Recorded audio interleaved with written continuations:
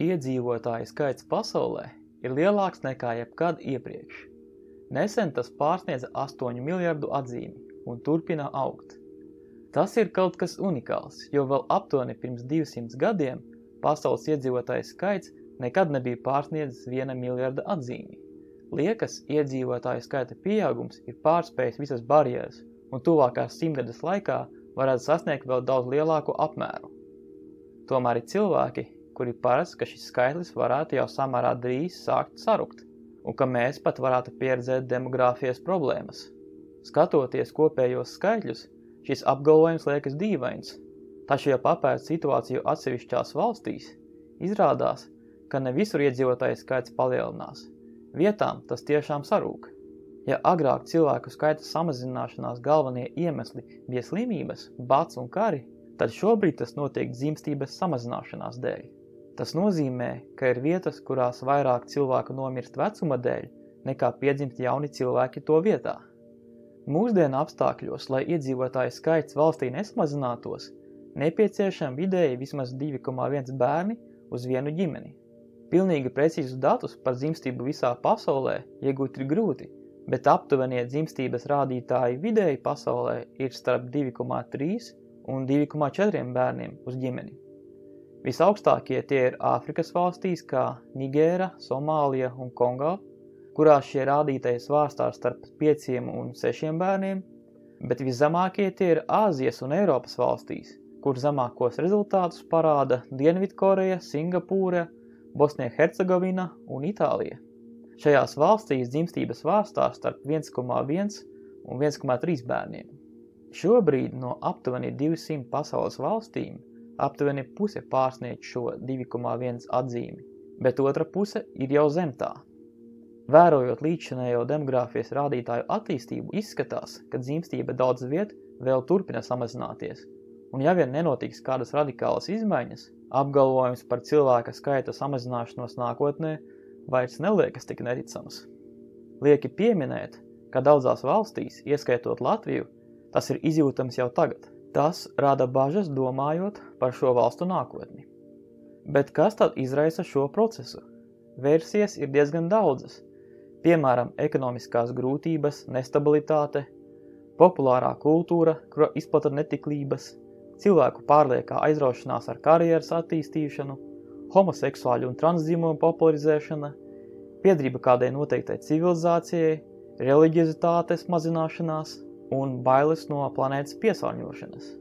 Cik šādas versijas ir pamatotas, un vai ir iespējams kaut ko darīt, lai tās mainītu? Atbildes uz šiem jautājumiem meklēšu šajā raidījumā. Norādes uz izmantotajiem datiem par dzimstības līmeņiem atstāšu video aprakstā, kur tos varēs pārbaudīt tik viens. To katram arī iesaku izdarīt. Rādītāji dažos avotos nedaudz atšķiras, taču šī atšķirība nav liela. Meklējot galvenos iemeslus dzimstības kritumam, centos neieciklēties pie kādas vienas valsts, reliģijas, etniskās grupas vai kāda cita rādītāja. Vienmēr tiecos apskatīt rādītājus vispārīgi, visas pasaules līmenī. Sāksim ar ģeogrāfisko novietojumu. Vai tam ir kāda vispārīga ietekme uz dzimstības rādītājiem? Tā izskatās. Šobrīd tikai 2 kontinenti pārsniedz 2,1 bērnu rādītāju, un tie ir Āfrika un Okeānija. Ir valstis arī citos kontinentos, kuras pārsniedz šo atzīmi, taču uz kopējā kontinenta fona tas izlīdzinās. Kā rezultātā jau tagad Eiropa, Āzija, Ziemeļu un Dienvidu Amerikas ir zem šīs kritiskās atzīmes. Šeit redzam spēcīgu korelāciju starp dzimstību un ģeogrāfisko novietojumu. Vai ir kādi izņēmumi Āfrikas kontinentā? Ne ļoti izteikti, tomēr ir dažas Āfrikas valstis, kas jau ir samērā tuvu 2,1 atzīmei. Tās ir Maroka, Tunisija, Lībija un Dienvidāfrika, kurās dzimstības vārstās starp 2,2 un 2,4. Jāpiemin, ka šīs ir valstis ar vienu no augstākajiem attīstības līmeņiem Āfrikā. Turpretim Āfrikas valstis, kurās dzimstība ir visaugstākā, Nigēra, Somālija un Kongo, tajā pašā laikā ir arī ar vienu no zemākajiem attīstības līmeņiem gan Āfrikā, gan pasaulē kopumā. Būtu interesanti paskatīties, vai problēmas Lībijā varētu būt sākušās kopš pilsoņu kara un tās līdera Kadafī gāšanas, taču tā nav. Nopietnas dzimstības kritums Lībijā sākās jau 80. gados, un 2010. gadā, īsi pirms pilsoņu kara sākuma, jau bija tikai pie 2,4. Tā kā viss šis kritums bija jau novērojams pirms militārā konflikta sākuma. Viena no versijām ir tāda, ka dzimstība ir saistīta ar cilvēku reliģiozitāti, proti reliģioziem cilvēkiem vajadzētu būt vairāk bērnu. Daudzās vietās, kas tāds patiešām ir novērojams. Piemēram, Izrēlā vislielākās ģimenes ir ortodoksālajiem ebrejiem. Tomēr šī pazīme nevienmēr atkārtojas. Piemēram, vienās no izteiktākajām musulmaņu valstīm, kā Saudu Arābija un Irāna, dzimstība nebūtu nav liela. Tā ir pie šīs kritiskās atzīmes vai zem tās, un vēl turpina samazināties. Līdzīgi arī Dienvidamerikā, kura ir kristiešu visvairāk apdzīvotais kontinents, tur dzimstība tikai vietām ir lielāka par minimālo nepieciešamo. Bet viena lieta ir skaidra. Starp valstīm ar augstāko dzimstību nav nevienas nereliģiozas valsts. Tā kā kaut kāda saistība ar reliģiju šeit tomēr ir. Sanāk, ka ir vēl kādi faktori, kur izriet no reliģiozitātes vai vismaz ir ar to saistīti. Viena no iezīmēm, kura atkārtojas visos gadījumos ar zemo dzimstību, ir valsts industrializācijas un attīstības līmenis. Tas sevī iekļauj aktīvu urbanizācijas procesu, kurā cilvēki pamet laukus, lai strādātu pilsētā. Tam papildus nāk universālā izglītības sistēma, kurā visiem sabiedrības locekļiem ir ne tikai iespēja, bet arī pienākums iegūt izglītību, kā arī tas neaprobežojas tikai pie pamatizglītības, bet ir viegli piekļūt arī pie vidējās un augstākās izglītības. Tās ir sabiedrības, kurās cilvēkiem ir iespēja virzīties pa karjeras kāpnēm, un tie netiek ierobežoti pēc to izcelsmes. Parasti to papildina arī valsts atbalsta sistēma ar pabalstiem un citiem pakalpojumiem. Būtībā tā ir jebkura valsts, kura pēc mūsdienu standartiem tiek pieskatīta pie attīstītajām valstīm. Šķiet lielākais vērā ņemamais izņēmums ir Izrēla, kura pēc saviem attīstības rādītājiem īpaši neatliek no Rietumeiropas valstīm, taču dzimstība joprojām ir krietni virs minimālā un arī virs vidējā pasaulē. Varētu padomāt, ka iemesls tam ir augstākā reliģiozitāte, un arī tam droši vien ir sava ietekme. Tomēr nevar aizmirst, ka aptuveni trešdaļa Izraēlas iedzīvotāji nav reliģiozi, kā arī kopējais ticīgo līmenis tur noteikti ir zemāks nekā vairākās Izraēlas kaimiņu Arābu valstīs, kurās šie dzimstības rādītāji ir zemāki. Bieži sanāk dzirdēt, ka pie samazinātās vēlmes pēc bērniem varētu būt vainīgs sliktais ekonomikas stāvoklis. Tas izklausās loģiski, jo tiešām varētu būt tā, ka daudzi baidās dzemdēt bērnus, jo uztraucas, ka būs grūti tos finansiāli nodrošināt. Un pat ja to varēs, tas ierobežos līdzekļus citām ģimenes vajadzībām. Nešaubos, ka daļā gadījumā tas tā varētu būt, taču skatoties uz kopējo situāciju pasaulē, pavaras pavisam savādāks skats. Ja skatāmies uz pašām bagātākajām valstīm pasaulē, tad neviena no tām nav ar augstu dzimstības līmeni.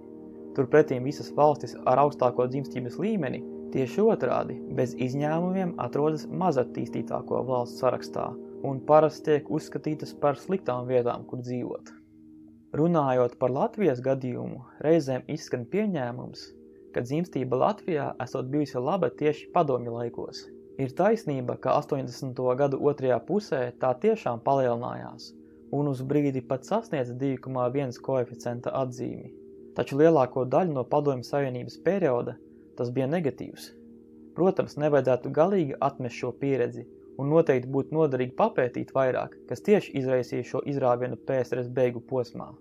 Bet galu galā Padomju sistēma nemaz tik ļoti neatšķīrās no kapitāla sistēmas tajā ziņā, ka tā vismaz tikpat ātri, bet reizēm pat ātrāk, veicināja urbanizācijas procesus. Paskatoties jebkuras Padomju valsts demogrāfijas rādītājus, var secināt, ka pirms padomju sistēmas ieviešanas tajās bija augstāka dzimstība, un tieši padomju laikos ir pirmais posms, kad tā sāka vērā ņemami samazināties. Tas nav obligāti saistāms ar padomju ideoloģiju kā tādu, bet gan ar jau iepriekš pieminēto urbanizāciju un sabiedrības attīstības tendencēm kā tādām. Daļā padomju valstu dzimstība tiešām sāk kristies vēlāk nekā kapitalistiskajās valstīs. Bet to varētu izskaidrot ar to, ka lielākā daļa šo valstu sāka savu industrializāciju un urbanizāciju vēlāk nekā kapitalistiskās valstis. Kā redzams, šodien eksistē vēl vismaz 4 valstis, kuras definē sevi kā komunistiskas. Ķīna, Ziemeļkoreja, Kuba un Vietnama. Uz 2022. gadu nevienā no šīm valstīm netiek sasniegts minimālais dzimstības līmenis. Varētu gan teikt, ka salīdzinājums ar Ķīnu nav īsti vietā, jo tā pati ar likumu ierobežoja pieļaujamo bērnu daudzumu savā valstī. Taču šis likums tika atcelts jau 2015. gadā, un kopš tā laika dzimstība Ķīnā joprojām turpina samazināties. Bet vai šāda dzimstības samazināšanās parādība ir kaut kas pavisam nebijis, un mums nav no kā ņemt piemērus pagātnē? Izrādās, tā nav īsti taisnība. Neparastu dzimstības samazinājumu sāka pieredzēt Francija jau 18. gadsimtā, laikā, kad vēl aptuveni 80% tās iedzīvotāji dzīvoja laukos. Tātad urbanizācijas process vēl nebija noticis. Kopš tā laika dzimstības līmenis Francijā turpināja kristies līdz pat Pirmajam pasaules karam. Pie tam Francijas kaimiņu valstīs kā Lielbritānija un Vācija nekas tāds vēl nenotika. Vienota slēdziena, kādēļ tas tā notika, joprojām nav. Tomēr to visbiežāk saista ar Franču revolūciju un tajā veiktajām reformām. Radās jauna zemes īpašnieku klase, kura sāka iekrāt savu bagātību un nebija ieinteresēta tā sadalīšanā daudziem pēcnācējiem. Cits pētījums norāda, ka dzimstība saglabājās lielāka Francijas reģionos, kuros baznīcai palika lielāka ietekme, tādēļ norādot uz reliģisko faktoru, kurš arī bija tieši saistīts ar Franču revolūcijas iznākumu, kura krasi iestājās pret baznīcas varu. Abos šajos apgalvojumos varētu būt sava taisnība, un tie viens otru neizslēdz. Lai kā nu būtu, tieši pēc Pirmā un Otrā pasaules kara Francijā bija novērojami dzimstības pacēlumi, kuri saglabājās vēl aptuveni līdz 60. gadiem, pēc kā tie atkal sāka kristies. Patiesībā daudzas valstis piedzīvoja dzimstības palielināšanos tieši pēc pasaules kariem, kas turpinājās aptuveni līdz 60. gadiem. Tas varētu norādīt uz to, ka katastrofāli notikumi sabiedrībā var nostrādāt kā ierosinājums dzimstības palielinājumam, lai cik tas dīvaini arī varētu nelikties. Šeit apskatīju tikai daļu no versijām par iemesliem tik lielajai dzimstības sarukšanai. Kā redzams, visiem iemesliem bija arī kādi izņēmumi, kas nedarbojās atsevišķos gadījumos. Vismazāk novirs no teorijas bija pieņēmumam, ka dzimstības samazināšanos izraisa valsts industrializācija, urbanizācija un attīstības līmenis kopumā. Bet kas tad izraisa šo problēmu tieši pie sabiedrībām, kuras visvairāk modernizējušās? Jāsāk ar to, ka apskatām iemeslus, kādēļ senākajās sabiedrībās, kurās vēl dzīvoju pēc lauku attīstības modeļa, vispār bija tik liels pieprasījums pēc bērniem. Cilvēkiem, kuri dzīvoja laukos, bērni pirmām kārtām bija kā palīgi lauku darbos, jo 1 un 2 cilvēkiem parasti bija grūti ar vecajām lauksaimniecības metodēm pabeigt visus lauku darbus. Līdzīgi arī ar laiku, kad šie cilvēki sasniedza noteiktu vecumu, kurā vairs nebija gan spēcīgi šo darbu veikšanai un bija nepieciešams atbalsts arī citās dzīves vajadzībās. Jāatcerās, ka arī pensiju sistēma ir visai jauna un daudz viet nav pagājis pat 100 gadi, kopš to pirmo reizi ieviesa. Vēlāk, kad cilvēki sāka pārvākties uz pilsētām un kļuva par darba ņēmējiem rūpnīcās, veikalos un dažādās citās iestādēs, kur darbu veica jau kopējā darbinieku grupa, nepieciešamība pēc bērniem kā papildus palīgiem zuda pavisam. Uz to pašu vedināja arī pensiju sistēma un citi sociālie atbalsti. Jaunajā sabiedrībā bērni aizvien vairāk no potenciālajiem palīgiem kļuva par potenciālo nastu. Auga pieprasījums pēc izglītības, un modernajā pasaulē sāka parādīties daudzas jaunas preces un pakalpojumi, kuru agrāk nebija, bet kuru esamību tagad visi sāka uztvert par normu. Tas krietni palielināja tēriņus, cik potenciāli bija nepieciešami viena bērna izaudzināšanai, ja vēlējās viņu nodrošināt ar visām šīm precēm un pakalpojumiem. Tāpat modernajā laikmetā parādījās daudzas jaunas iespējas, kā katram individam izpausties. Ja agrāk cilvēka nodarbošanās un piederība kādai sociālajai grupai bija visai stingri noteikta, ar maz iespējām ko mainīt, tad pēdējās 100 gadus laikā situācija izmainījās. Mūsdienās, ja vien cilvēks ir gatavs veltīt gana daudz laika, pūliņu un līdzekļu, viņš var nodarboties ar daudz ko un arī sasniegt daudz ko, ja viss iet kā plānots. Bieži dzenoties pēc karjeras paaugstinājuma, slavas, bagātības un citiem sasniegumiem, cilvēks jūt, ka viņam nav gana daudz brīvā laika priekš bērniem, ka tie viņam varētu pat traucēt. Tas ir vēl viens no iemesliem tam, ko redzam mūsdienās. Līdzīgas tendences redzamas visās modernajās sabiedrībās, nešķirojot pēc ģeogrāfiskā novietojuma, etniskās grupas, reliģijas vai ekonomikas modeļa. Šo faktoru ietekmē dzimstība samazinās aizvien vairāk pasaules valstīs, un ja tas turpināsies pašreizējos tempos, tad arī kopējais cilvēces pieaugums varētu apstāties un sākt slīdēt uz leju aptuveni 2050. gadā. Vai šo procesu ir iespējams apturēt un kā tieši to izdarīt? Kā jau varētu nojaust pēc grūtībām, ar kurām katra valsts saskaras mēģinot labot šo situāciju, tas nav nekas vienkāršs. Šobrīd jau vairākas valstis, kā piemēram Skandināvijas valstis Anglijā vai piemēram Ungārijā, ir gan lieli bērnu pabalsti, gan citi atbalsta veidi jaunajiem vecākiem. Tomēr minimālais dzimstības rādītājs joprojām nav sasniegts nevienā no šīm valstīm. Izskatās, ka, lai notiktu vērā ņemamas izmaiņas, ir jānotiek vienam no diviem. Vai nu jānotiek kādai katastrofai, kas piespiež izmainīt pašreizējo dzīves kārtību, sākot no dabas katastrofām, kariem vai vienkārši sociālās sistēmas kraha.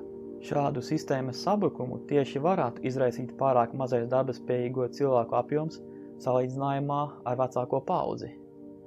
Otrs variants – cilvēkiem ir jāsāk pašiem mainīt savus domāšanas veids un prioritātes.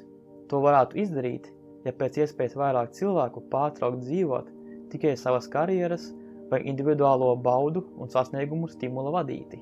Ja tie sāktu domāt vairāk par nākotni, kurā viņi paši vairs nav tik svarīgi, par nākotni, kurā svarīgas ir nākamās paudzes, kuras turpina virzīt cilvēces sasniegumus. Lai to izdarītu, jābūt ievērojamām spējām pārvarēt sevi un būt gatavam darboties ne tikai priekš sevis. Ja senākos laikos cilvēki bija spiesti to darīt ārēju apstākļu dēļ, tad mūsdienās, vismaz kamēr nav noticis nekāds lielāka apjoma sabrukums, to var darīt tikai izmantojot savu pašmotivāciju. Tas būtu līdzīgi kā reliģiskās sabiedrībās, kurās motivācija tiek gūta interpretējot konkrētās reliģijas svētos rakstus.